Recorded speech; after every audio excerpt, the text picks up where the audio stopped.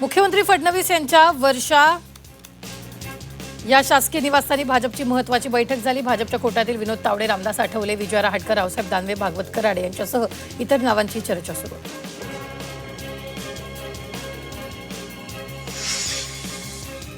राज्यसभेच्या जागेवर महाविकास आघाडीतील तिन्ही पक्ष एकत्र बसून निर्णय घेऊ अशी माहिती खासदार संजय राऊतांनी दिली। तिन्ही पक्षातील सदस्य निवृत्त होत असून यावर तो एक उमेदवार कोण असेल यावर चर्चा होणार असल्याचं राऊतांनी म्हटलं।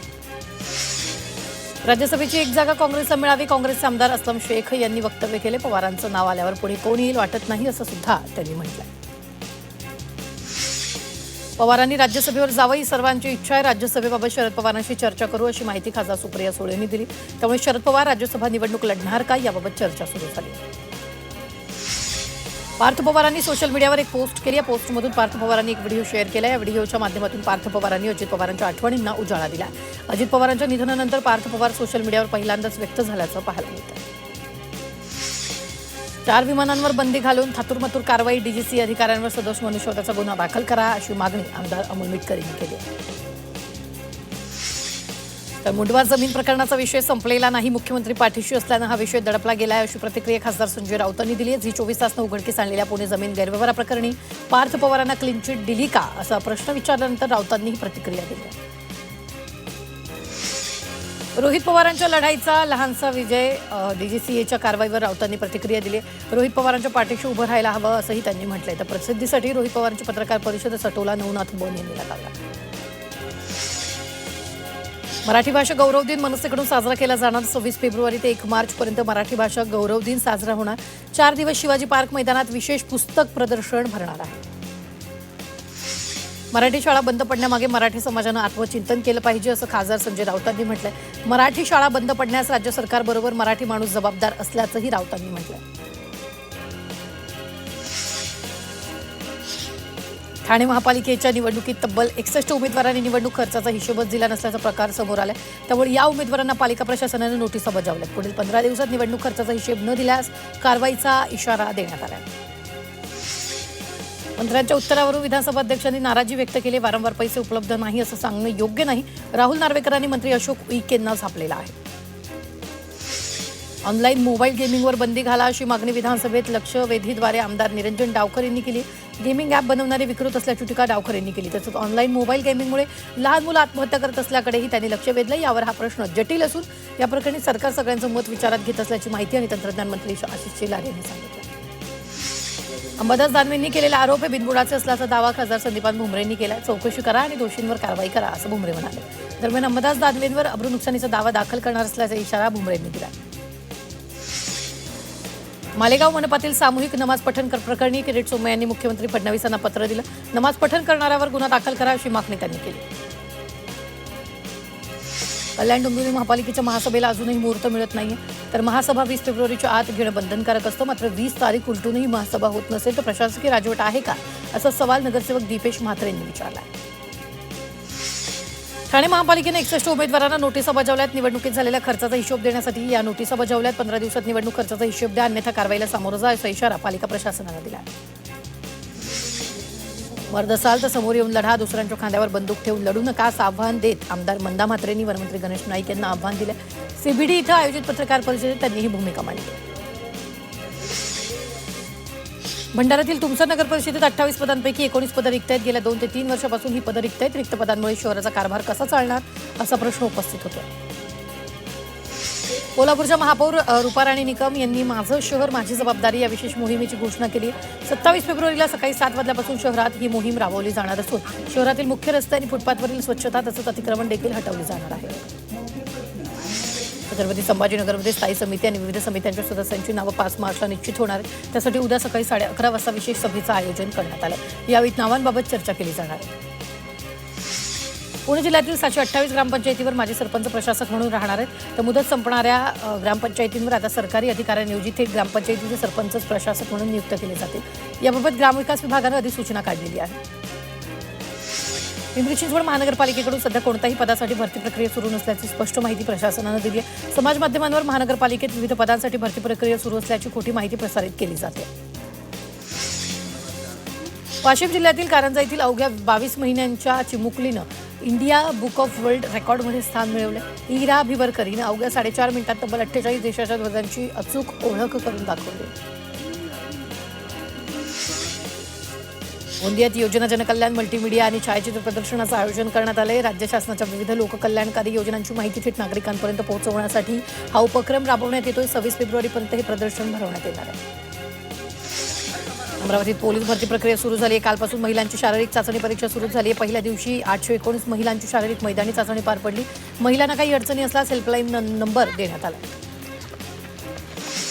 वाशिम जिल्ह्यातील 160 लघु आणि 3 मध्यम प्रकल्पांमध्ये सरासरी केवळ 50% पाणीसाठा शिल्लक आहे. त्यामुळे उन्हाळ्यात पाणी टंचाईची शक्यता असल्यामुळे नागरिकांना पाण्याचा काटकसरीनं वापर करण्याचं आवाहन करण्यात आलं. सोलापुरात मागासवर्गीय शिक्षक संघटनेचं मागील 3 दिवसापासून आमरण उपोषण सुरू आहे. गट शिक्षण अधिकाऱ्यांनी विभागीय आयुक्तांचा अधिकार वापरून शिक्षकांच्या प्रतिनियुक्ती केल्याचा आरोप करण्यात आला. जोपर्यंत न्याय मिळणार नाही तोपर्यंत आमरण उपोषण सुरूच ठेवण्याचा इशारा संघटनेने दिला. सांगलीच्या मिरजमध्ये डॉक्टरांनी रस्त्यावर उतरत रस्ते कॉन्क्रिटीकरणाचं काम बंद पडलं. रस्ता करण्याआधी ड्रेनेजचं काम पूर्ण करावं मगच रस्ता करावा अशी भूमिका घेत डॉक्टर आणि सामाजिक कार्यकर्त्यांनी काम बंद पाडलं. शिरूर तालुक्यातील संविधानी गावात गुरुदेव दत्त माध्यमिक आणि उच्च माध्यमिक विद्यालयातील शिक्षकांना 20 ते 25 जणांच्या टोळक्यानं अमानुषपणे मारहाण केली. तर या प्रकारानंतर आज ग्रामस्थांनी विद्यार्थ्यांनी शाळा बंद ठेवून आंदोलन पुकारलं. मुंबईच्या मालाडमध्ये एका फळ विक्रेत्यानं चक्क फळांना उंदीर मारल्याचं औषध लावल्याचा प्रकार समोर आलाय. सोशल मीडियावर याची दृश्य व्हायरल झाली. उंदरांनी फळं खाऊ नयेत म्हणून या फळ विक्रेत्यानं चक्क फळांवर उंदीर मारण्याचं औषध लावलंय. दरम्यान पोलिसांनी या फळ विक्रेत्यावर गुन्हा दाखल करून त्याला ताब्यात घेतलाय. कोल्हापूरमधील अकिवाटी औद्योगिक वसाहतीतील दूषित पाईपलाईन जेसीबीच्या साहाय्यानं उखडून टाकल्या. त्याचबरोबर वीज पुरवठा देखील खंडित केला गेला. 35 वर्षापासून या प्रकल्पाच्या माध्यमातून कृष्णा नदीचं मोठ्या प्रमाणात प्रदूषण केलं जात होतं. मात्र प्रशासनानं दुर्लक्ष केल्यानं अखेर ग्रामस्थांनी पाईपलाईन उखडून टाकली. सांगलीच्या तासगाव या रोडची मोठ्या प्रमाणात दुरावस्था झालेली. रस्त्यावर अनेक ठिकाणी मोठ्या प्रमाणात खड्डे पडलेले. त्यामुळे वाहनधारकांना मोठ्या प्रमाणात त्रास सहन करावा लागतो. याकडे प्रशासनाचं दुर्लक्ष होत असल्याचा आरोप करण्यात आला. नाशिकच्या नांदूर मधमेश्वर धरणाच्या पाणलोट क्षेत्रात जलपर्णीनं विळखा घातलाय. तर कादवा नदीपात्रात 8 किलोमीटरपर्यंत निफाडच्या दिशेने जलपर्णीचं साम्राज्य पसरलंय. वाढत्या जलपर्णीमुळे पाणी दूषित होत आहे. वाशिम जिल्ह्यातील शेलू बाजार शेंदूरजना मार्गाची दुरावस्था झाली. रस्त्यावर ठिकठिकाणी खड्डे पडल्यानं वाहतूक नागरिक त्रस्त झाले. रस्ता दुरुस्तीच्या मागणीसाठी नागरिकांनी यापूर्वी उपोषण केलं होतं. मात्र अद्यापही दुर्लक्ष होत असल्यानं नाराजी व्यक्त केली जाते. पुणे आणि पिंपरी चिंचवडच्या हवेत दरवर्षी तब्बल 50,000 टन सिमेंट मिक्स होत असल्याची धक्कादायक माहिती समोर आली. त्यामुळे नागरिकांचं आरोग्य धोक्यात आले. पुणे शहरासह उपनगरात अनेक ठिकाणी बांधकाम सुरू आहे. बुलढाणा जिल्ह्यातील शेगाव येथील संत गजानन महाराजांच्या समाधीस्थळाला राष्ट्रपती द्रौपदी मुर्मू यांनी भेट दिली. यावेळी त्यांच्यासोबत राज्यपाल आचार्य देवव्रत, केंद्रीय आयुष मंत्री प्रतापराव जाधव उपस्थित होते. पारंपरिक पद्धतीनं टाळ मृदुंगाच्या गजरात वारकऱ्यांनी राष्ट्रपतींचं स्वागत केलं. कल्याण कोळीवाड्यात शिमगा उत्सव साजरा करण्यात आलेला आहे. होळीच्या 8 दिवस आधी शिमगा उत्सव साजरा केला जातो. होळीचा खांबाला रंग लावून खांबाची पूजा करत होळी उभारण्यात आली. पारंपरिक पद्धतीने शिमगा उत्सव साजरा करण्यात आला. वाशिम जिल्ह्यात आरटी अंतर्गत 2026 आणि 27 या शैक्षणिक वर्षासाठी मोफत प्रवेश अर्ज प्रक्रियेला सुरुवात झाली आहे. ऑनलाईन पद्धतीनं सुरू असलेल्या या प्रवेश प्रक्रियेला पालकांकडून चांगला प्रतिसाद मिळतोय. त्यामुळे आगामी काळात अर्जाची संख्या वाढण्याची शक्यता आहे. स्त्रियांमध्ये होणारा गर्भाशयाच्या मुखाचा कर्करोग रोखण्यासाठी केंद्र सरकारनं मोठं पाऊल उचलले. लवकरच देशभरातील 14 वर्षावरील मुलींसाठी ह्युमन पॅपिलोमा व्हायरस अर्थात HPV लसीकरण मोहीम सुरू करण्यात येणार आहे. मुलींनी गार्डासिल ही लस एकाच डोसच्या स्वरूपात घेण्यात येईल. ही मोहीम विशेष अभियानाच्या स्वरूपात राबवली जाणार असल्याची माहिती आहे. देशातील गृहकर्ज बाजारात महाराष्ट्रानं आपलं वर्चस्व कायम ठेवलं असून डिसेंबर 2025 अखेर राज्यातील एकूण गृहकर्ज तब्बल 9.5 लाख कोटी रुपयांवर पोहोचले. वार्षिक आधारावर या गृहकर्जात 10.3% वाढ झाली आहे. यंदा सर्व क्षेत्रातील कर्मचाऱ्यांना सरासरी 9.1% पगारवाढ मिळण्याची अपेक्षा आहे, जी गेल्या वर्षी मिळालेल्या सरासरी 8.9%च्या वाढीपेक्षा अधिक आहे, असं मंगळवारी प्रसिद्ध झालेल्या जागतिक सल्लागार संस्था एऑनच्या पाहणी अहवालात म्हटलंय. देशातील 45 उद्योगांमधील 1400हून अधिक संस्थांमधून संकलित आकडेवारीच्या विश्लेषणावर आधारित हा पाहणी अहवाल आहे.